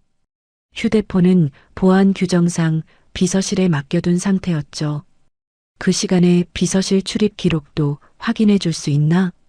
네, 잠시만요. 비서실에는 조가은 비서만 있었네요. 다른 직원들은 모두 회의 준비로 자리를 비운 상태였고요. 증거가 확실해졌습니다. 가은이 제 휴대폰으로 희정에게 거짓 문자를 보낸 거였어요. 그리고 희정이 보낸 편지도 가은이 없앤 게 분명했죠. 9시 정각 가은이 회장실로 들어왔습니다. 저는 말없이 보안 로그 출력물을 그녀 앞에 밀어놓았습니다. 7년 전 문자, 네가 한 짓이지. 가은은 순간 숨을 들이마셨습니다. 입술이 떨렸고 시선이 제 얼굴과 바닥 사이에서 허둥댔습니다. 회장님, 저는 그게... 그리고 희정이 맡긴 편지도 네가 없앤 거고. 가은이 더 이상 버티지 못하고 의자에 힘없이 주저앉았습니다. 저는 그때 기회였다고 생각했어요. 회장님 인생에 들어갈 수 있는 마지막 기회. 그 순간 제 안에서 무언가가 폭발했습니다. 당신이 한 짓이 한 가정을 통째로 갈라놓았어. 내 딸은 아빠가 없는 줄 알고 자랐고 예린이 엄마는 혼자서 모든 걸 견뎌야 했다고. 가은의 눈에서 눈물이 흘렀습니다. 하지만 저는 조금도 동정심이 들지 않았어요. 저는 책상을 주먹으로 내리쳤습니다. 당장 나가. 2번 다시 내 가족 앞에 나타나지 마. 가은은 비틀거리듯 일어나 회장실을 나갔습니다. 문이 닫히는 소리가 유난히 길게 울렸어요. 7년의 거짓이 끝나는 순간이었습니다. 되돌릴 수 없는 시간. 예린이의 탄생, 첫 옹알이, 첫 걸음마. 모두 제게는 빈칸으로 남았죠. 저는 의자에 깊이 앉아 천장을 바라봤습니다. 눈가가 뜨거워졌어요. 가은에 대한 분노보다도 제 자신에 대한 후회가 더 컸습니다. 그때 조금만 더 따뜻했다면, 조금만 더 가족을 소중히 여겼다면 이런 일은 없었을 텐데. 휴대폰이 울렸습니다. 희정이었어요. 예린이가 아빠 언제 오냐고 계속 묻네요. 지금 갈게. 저는 자리에서 일어났습니다. 예린이와 희정이 제 삶의 중심이었죠. 7년을 잃었지만 앞으로는 잃을 수 없었습니다. 회장실을 나서면서 뒤를 돌아봤어요. 거대한 회장실이 갑자기 차갑고 공허하게 느껴졌습니다. 성공이라는 이름으로 쌓아 올린 이 모든 것들이 결국 무엇을 위한 것이었을까요? 가족 없는 성공이 무슨 의미가 있을까요? 차 시동을 걸면서 저는 혼잣말처럼 중얼거렸습니다. 예린아, 아빠가 간다. 말이 입 밖으로 새어나오는 순간 가슴 깊숙한 곳이 뜨겁게 저려왔습니다. 아빠라는 단어가 이렇게 무겁고 따뜻한 것이었다니. 저는 이제야 비로소 그것을 깨닫고 있었습니다. 가은이 떠난 후 1달이 지났습니다. 그동안 저와 희정은 예린이를 중심으로 조심스럽게 협력하는 관계가 되었어요. 완전한 화해는 아니었지만 적어도 예린이 앞에서는 서로를 존중하려고 노력했죠.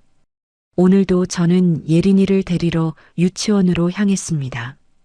오후 4시 50분, 하원 시간보다 10분 일찍 도착해서 현관 앞에서 기다렸어요. 다른 부모들도 하나둘 모여들기 시작했습니다. 저는 여전히 다른 아빠들과 어울리는 게 어색했지만 이제는 가볍게 인사를 주고받을 만큼 익숙해졌습니다. 교실 문이 열리기도 전에 안에서 아이들의 왁자지껄한 소리가 들려왔습니다. 문이 열리자마자 예린이가 가장 먼저 뛰어나왔어요. 작은 발이 복도를 탁탁 두드리는 소리가 점점 커졌죠. 아빠. 그 한마디에 저는 그 자리에 얼어붙었어요. 예린이가 저를 아빠라고 부른 겁니다. 그것도 이렇게 큰 소리로 환하게 웃으면서요. 와, 예린이 아빠 되게 멋있다. 아이들의 순수한 반응에 예린이는 더욱 자랑스러운 표정이 되었습니다. 저는 숨을 깊게 들이마시고 예린이를 꼭 안아 올렸어요. 예린이 제 품에 가득 안겼습니다. 아빠, 오늘 뭐 먹을까요? 예린이가 제 목에 팔을 두르며 물었습니다. 예린이가 먹고 싶은 거 먹자. 그럼 편의점 가요. 삼각김밥이랑 아이스크림 먹고 싶어요. 우리는 손을 잡고 근처 편의점으로 갔어요. 예린이는 제 손을 꼭 잡고 놓지 않았죠. 걸음을 옮길 때마다 주변 사람들에게 저를 소개하듯 이건 우리 아빠예요. 하고 말하는 모습이 얼떨떨하면서도 마음 한쪽이 뜨거워졌습니다. 7년의 공백이 이렇게 채워질 수 있다는 게 기적 같았죠. 편의점에서 삼각김밥과 아이스크림을 샀습니다. 편의점 앞 파라솔 아래 앉아서 함께 먹었죠. 예린이는 아이스크림을 먹으며 행복한 표정을 지었어요. 아빠, 매일 이렇게 같이 있으면 좋겠어요. 예린이의 말에 저는 잠시 말문이 막혔습니다. 저도 그러고 싶었어요. 하지만 아직 희정과의 관계가 완전히 회복된 건 아니었죠. 저녁이 되어 희정이 퇴근하고 집에 왔습니다. 우리 셋은 함께 가까운 공원으로 나갔어요. 예린이가 자전거를 배우고 싶다고 했거든요. 저는 예린이 뒤에서 자전거를 잡아주며 천천히 밀었습니다. 무서우면 멈춰도 돼. 안 무서워요. 아빠가 잡아주잖아요. 예린이가 조심스럽게 페달을 밟기 시작했습니다. 처음엔 비틀거렸지만 점점 균형을 잡아갔어요. 희정은 벤치에 앉아 우리를 지켜보고 있었죠. 그런데 갑자기 예린이가 균형을 잃고 넘어졌습니다.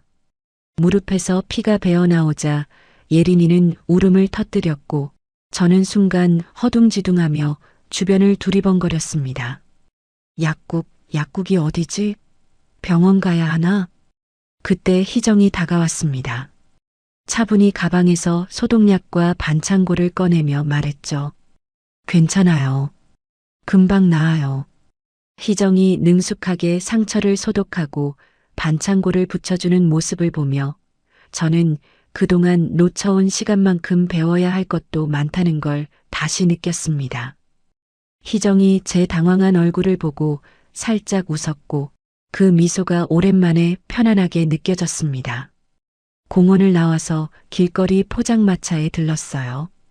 떡볶이와 순대, 어묵을 시켰죠. 예린이는 떡볶이를 먹으며 맵다고 혀를 내밀었지만 계속 먹었습니다. 희정과 저는 마주보지 않으려 애쓰면서도 가끔 시선이 마주쳤어요. 어색하지만 나쁘지 않은 분위기였죠. 집에 돌아와서 예린이가 좋아하는 윷놀이 했습니다. 오랜만에 집안에 웃음소리가 가득했습니다. 예린이가 이기면 까르르 웃었고 제가 지면 일부러 더 아쉬워하는 표정을 지었어요. 장모님도 부엌에서 나와 구경하시며 흐뭇하게 웃으셨죠. 게임이 끝나고 예린이가 방으로 뛰어갔다가 뭔가를 들고 나왔어요. 도화지에 그린 그림이었습니다. 아빠, 이거 선물이에요. 그림을 받아든 순간 제 심장이 덜컥 내려앉았습니다. 그림에는 키 큰 남자와 작은 여자아이가 손을 잡고 있었어요. 위에는 삐뚤빼뚤한 글씨로 아빠와 나라고 쓰여 있었죠. 저는 말없이 그 그림을 받아들었습니다. 심장이 꾹 눌린 듯 먹먹해져 한동안 말을 잇지 못했습니다. 고마워, 예린아. 아빠가 제일 아끼는 보물로 간직할게. 잠들기 전 저는 예린이 숙제를 봐주고 희정은 옷을 정리하며 곁을 지켰습니다. 문득 우리 둘의 시선이 마주쳤습니다. 서로에게 쌓였던 감정들이 조금은 풀린 듯한 그런 눈빛이었죠. 예린이 잠들고 난 뒤 제가 설거지를 하고 있을 때 희정이 조용히 다가와 말했습니다. 예린이가 요즘 참 많이 밝아졌어요. 당신도 많이 변했고요. 늦었지만 이제라도 좋은 아빠가 되고 싶어. 예린이도 그걸 느끼는 것 같아요. 우리는 싱크대 위에 놓인 예린이 사진을 함께 바라봤습니다. 운동회 때 찍은 사진 속 예린이는 환하게 웃고 있었죠. 그 사진을 바라보며 잃었던 시간이 조금씩 메워지는 느낌이 들었습니다. 그렇다고 우리가 재결합을 말한 건 아니었습니다. 상처가 완전히 아문 건 아니었기에 시간은 더 필요했죠. 집을 나서기 전 저는 예린이 방문을 살며시 열어 잠든 아이의 얼굴을 다시 한번 확인했습니다. 베개 옆에는 제가 사준 인형이 놓여 있었죠. 문을 닫고 나와 집을 향해 걸으며 예린이가 오늘 저를 부르던 그 한마디가 계속 마음에 남았습니다. 아빠. 그 한마디가 제 인생을 완전히 다시 써버렸습니다. 예린이가 자랑스러워할 수 있는 아빠가 되기 위해, 그리고 언젠가 희정과의 새로운 시작을 바라며 저는 천천히 그러나 확실하게 걸음을 옮겼습니다. 새벽 3시 갑작스러운 전화벨에 눈을 떴습니다. 받자마자 들려온 건 희정의 떨리는 목소리였어요. 예린이가 쓰러졌어요. 지금 응급실이에요. 희정의 목소리는 겁에 질려 있었고 저는 잠이 채 깨기도 전에 침대에서 뛰어내렸습니다. 겉옷만 걸친 채 차키를 움켜쥐고 집을 나섰죠. 도로에 신호등이 보이지 않을 만큼 마음이 앞서 있었고 오직 한 생각뿐이었습니다. 예린아, 버텨라. 제발. 응급실에 도착했을 때 희정은 복도에서 울고 있었어요. 장모님도 휠체어에 앉아 계셨죠. 저는 숨을 헐떡이며 희정에게 다가갔습니다. 예린이는 어떻게 됐어? 지금 검사 중이에요. 갑자기 배가 아프다고 하더니 그냥 쓰러져서. 희정이 말을 잇지 못했습니다. 저도 다리에 힘이 빠져서 벽에 기댔어요. 우리가 할 수 있는 건 기다리는 것뿐이었죠. 1시간쯤 지났을까요? 의사가 심각한 표정으로 나왔습니다. 그 표정만 봐도 좋지 않은 소식이라는 걸 알 수 있었어요. 더는 버티기 어렵습니다. 심장 이식이 필요합니다. 순간 시간이 멈춘 것 같았습니다. 희정은 제 손을 붙잡고 울기 시작했어요. 의사는 공여자 가능성을 묻고 우리는 즉시 가족 검사를 진행했습니다. 하지만 희정은 혈액형이 맞지 않았고 장모님은 고령이라 수술 자체가 위험했죠. 검사 결과를 듣고 희정이 무너져 내렸어요. 저는 말없이 의사에게 다가갔습니다. 저도 검사해 주세요. 지금 당장요. 저는 생각할 것도 없었습니다. 예린이를 살릴 수 있다면, 예린이를 위해서라면 제 목숨이라도 내놓을 각오였죠. 검사는 빠르게 진행되었습니다. 피를 뽑고 엑스레이를 찍고 여러 가지 검사를 했어요. 기다리는 시간이 영원처럼 느껴졌죠. 드디어 의사가 결과를 들고 왔습니다. 임태성 씨가 가장 적합한 공여자입니다. 조직 적합성도 매우 높고 건강 상태도 양호합니다. 의사가 수술의 위험성과 후유증에 대해 설명하려 했지만 저는 손을 들어 말을 끊었습니다. 괜찮습니다.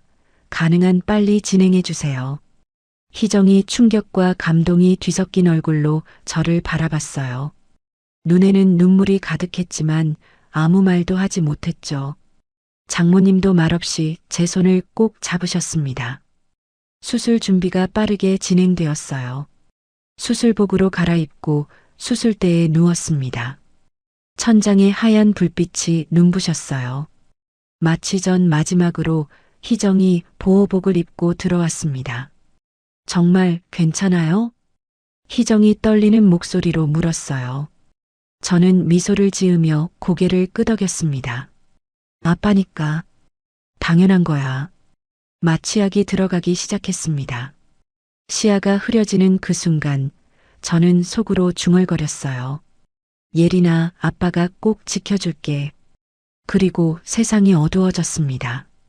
얼마나 시간이 지났을까요? 누군가 제 손을 잡고 있는 느낌에 천천히 눈을 떴습니다. 온몸이 무겁고 배에는 둔한 통증이 있었어요. 시야가 맑아지자 희정의 얼굴이 보였습니다. 희정이 제 손을 꼭 잡고 있었어요. 괜찮아요? 희정의 목소리가 떨렸습니다. 저는 힘겹게 고개를 끄덕였어요. 예린이는? 예린이, 이제 괜찮대요. 수술 잘 됐어요. 안도감에 온몸에 힘이 빠졌습니다. 정말 다행이었어요. 예린이가 살았다는 게 그게 전부였죠. 다행이다. 제가 힘없이 속삭였습니다. 희정이 제 손을 더 꽉 잡았어요. 두 사람 사이에는 7년 동안 비워진 감정이 묵직하게 흘렀습니다. 잠시 침묵이 흐른 뒤 희정이 손을 꼭 쥐었다가 놓았다가를 반복했습니다. 뭔가 말하고 싶은 게 있는 것 같았어요. 드디어 희정이 용기를 내듯 조용히 말했습니다. 우리 다시 한번 시작해 볼래요? 그 말에 저는 놀랐습니다. 희정이 먼저 화해의 손을 내민 거예요. 저는 천천히 고개를 끄덕였어요. 말로 표현할 수 없는 감정들이 가슴에서 솟구쳤죠. 희정의 눈에서 눈물이 흘렀습니다. 그 눈물 한 방울이 7년간 얼어있던 마음을 녹이고 있었어요. 고마워요. 정말. 희정이 작은 목소리로 말했습니다. 저도 희정의 손을 잡았어요. 병실 창문으로 아침 햇살이 들어왔습니다. 새로운 하루가 시작되는 거였죠. 이제 우리 세 사람의 인생도 다시 하나의 길로 이어지기 시작했습니다. 간호사가 들어와서 말했어요. 예린이가 깨어났대요. 아빠를 찾는다고 하네요. 저는 희정을 보며 미소 지었습니다. 희정도 웃고 있었어요. 우리는 함께 일어나려고 했지만 저는 아직 움직일 수가 없었죠. 먼저 가 있어. 나는 조금 있다가 갈게. 같이 가요. 휠체어 가져올게요. 희정이 휠체어를 가져왔고 간호사와 함께 저를 옮겨 앉혔어요. 예린이 병실 문을 열자 침대에 누워있던 예린이가 우리를 봤어요. 아빠, 엄마. 예린이가 약하게 손을 들었습니다. 저와 희정은 예린이 양옆에 갔어요. 예린이가 우리 손을 하나씩 잡았죠. 아빠, 나 살라고 아프게 된 거예요? 예린이가 물었습니다. 저는 고개를 저었어요. 예린이 때문이 아니야. 예린이가 그렇게 아팠던 거 아빠가 조금이라도 대신 아파주고 싶었어. 그리고 앞으로도 아빠는 평생 그럴 거야. 예린이가 웃었습니다. 그 웃음이 너무 예뻐서 저도 희정도 따라 웃었어요. 병실에 따뜻한 햇살이 가득했습니다. 7년의 공백을 메우는 건 시간이 걸릴 겁니다. 하지만 이제 우리에게는 그 시간이 있었어요. 함께할 미래가 있었죠. 저는 예린이와 희정을 번갈아 봤습니다. 내 딸, 내 아내. 다시 함께 걷게 될 나의 가족. 신장을 내어준 건 희생이 아닌 예린이를 다시 품게 된 기회였습니다. 그리고 무엇보다 나는 진짜 가족을 되찾았습니다. 3월 2일 아침 7시. 오늘은 예린이의 사립초등학교 입학식 아침이었습니다. 우리 집은 이른 시간부터 분주했어요. 예린이는 새 교복을 입고 거울 앞에서 이리저리 돌며 자신의 모습을 몇 번이나 확인했습니다. 노란색 명찰이 달린 검은색 교복이 무척 자랑스러운 모양이었어요. 아빠, 나 예뻐요? 예린이가 빙그르르 돌며 물었습니다. 저는 넥타이를 매다 말고 예린이를 바라봤어요. 신장 이식 수술 후 6개월이 지난 지금 예린이는 완전히 건강을 되찾았습니다.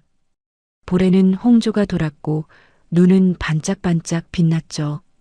우리 예린이가 세상에서 제일 예뻐. 제 말에 예린이가 까르르 웃었습니다. 저는 다시 넥타이와 씨름했죠. 여보, 제가 해드릴게요. 희정이 다가와 제 넥타이를 매만져 주었습니다.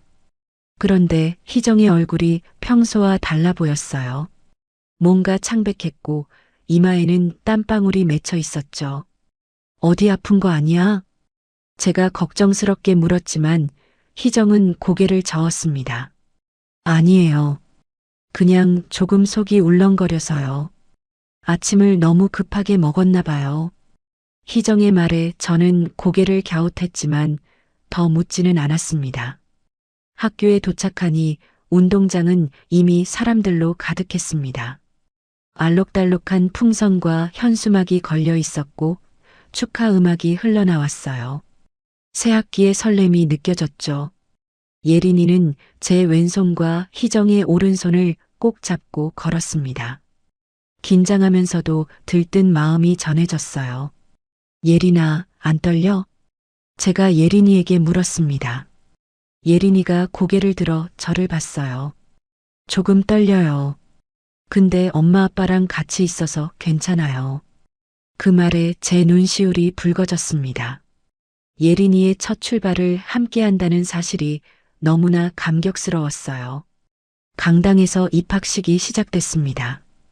교장 선생님의 축사가 이어지고 신입생 명단이 호명되기 시작했어요.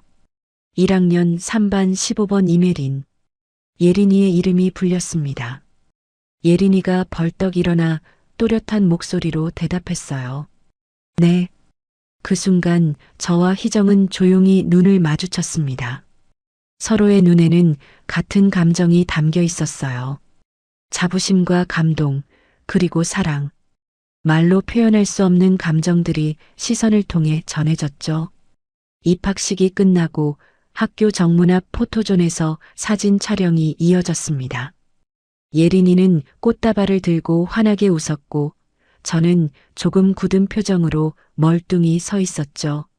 아빠, 좀 웃어요. 로봇 같아요. 예린이의 말에 주변 사람들이 웃음을 터뜨렸습니다. 저도 어색하게 미소를 지었어요. 카메라 셔터가 눌리는 순간 저는 자연스럽게 희정의 배에 손을 올렸습니다. 희정이 제 손을 보고 살짝 놀란 표정을 지었습니다. 그리고는 수줍게 미소를 지었죠. 그 미소가 무엇을 의미하는지 저는 직감적으로 알 수 있었습니다. 입학식이 끝난 뒤 우리는 예린이가 좋아하는 학교 근처의 작은 분식집으로 갔습니다. 이곳은 오래된 가게였지만 우리 셋이 처음 함께 식사했던 장소라 유난히 애틋했어요. 우리 예린이 축하해. 이제 초등학생이네. 희정이 예린이의 머리를 쓰다듬으며 말했습니다. 예린이는 떡볶이를 먹으면서도 신이 나서 계속 말했어요. 선생님이 엄청 예쁘셨어요. 그리고 교실도 넓고요. 친구들도 많아요. 예린이의 이야기를 들으며 저와 희정은 미소를 지었습니다. 그때 예린이가 갑자기 말했어요. 엄마, 아빠, 나 동생 갖고 싶어요. 순간 저와 희정은 동시에 놀라서 서로를 바라봤습니다. 그리고는 동시에 웃음을 터뜨렸어요. 예린이는 영문을 모르겠다는 표정으로 우리를 번갈아 봤죠. 왜 갑자기 언니가 되고 싶어? 제가 물었습니다. 예린이가 눈을 반짝이며 대답했어요. 동생 생겼으면 좋겠어요. 친구들은 다 동생 있는데 나만 없어. 그래. 동생이 생기면 예린이가 잘 돌봐줄 수 있어? 희정이 물었습니다. 예린이가 고개를 크게 끄덕였어요. 당연하죠. 제가 매일매일 안아줄 거예요. 집으로 돌아오는 길 예린이는 신나서 계속 떠들었습니다. 학교에서 뭘 배울지, 친구들과 뭘 하고 놀지, 급식은 맛있을지. 모든 게 기대되는 모양이었어요. 집에 도착해서 예린이가 방으로 들어간 후 저와 희정은 거실에 앉았습니다. 희정이 조용히 말했습니다. 병원에 가봐야 할 것 같아요. 혹시 둘째인가? 희정이 수줍게 고개를 끄덕였습니다. 병원에 가봐야 확실하겠지만 그럴 것 같아요. 제 가슴이 벅차올랐습니다. 둘째라니. 임신 소식을 듣는 것부터 태어나는 순간까지 모든 걸 함께 할 수 있다는 게 꿈만 같았죠. 이번엔 내가 다 할게. 새벽 수유도, 기저귀 갈기도, 목욕시키는 것도. 제가 진지하게 말했습니다. 희정이 웃으며 제 손을 잡았어요. 같이 해요. 이번엔 처음부터 같이. 우리는 손을 꼭 잡고 있었습니다. 창밖으로 봄 햇살이 따뜻하게 들어왔어요. 저녁이 되어 예린이가 입학 선물로 받은 새 책가방을 정리하고 있었습니다. 연필과 지우개를 하나하나 넣으면서 흥얼거리는 예린이를 보니 미소가 지어졌어요. 아빠, 내일부터 학교 데려다 줄 거죠? 당연하지. 매일 데려다 줄게. 엄마도 같이 가요? 엄마도 시간 되면 같이 갈 거야. 예린이가 만족스러운 표정으로 고개를 끄덕였습니다. 그리고는 갑자기 제게 달려와 안겼어요. 아빠 사랑해요. 아빠도 사랑해. 밤이 되어 예린이를 재우고 나온 뒤 희정과 소파에 앉아 오늘 찍은 사진들을 넘겨봤습니다. 입학식 사진 속 우리 셋은 정말 행복해 보였어요. 예린이가 정말 많이 컸어요. 그러게. 벌써 초등학생이라니. 둘째는 아들이면 좋겠어요. 예린이랑 사이좋은 남매가 되면 좋겠고, 딸이어도 좋아. 건강하기만 하면 돼. 우리는 미래를 이야기했습니다. 둘째가 태어나면 어떻게 키울지, 우리는 어떤 부모가 되어야 할지. 이제 우리의 이야기는 새로운 장을 시작합니다. 네 사람의 가족으로, 더 넓은 사랑으로.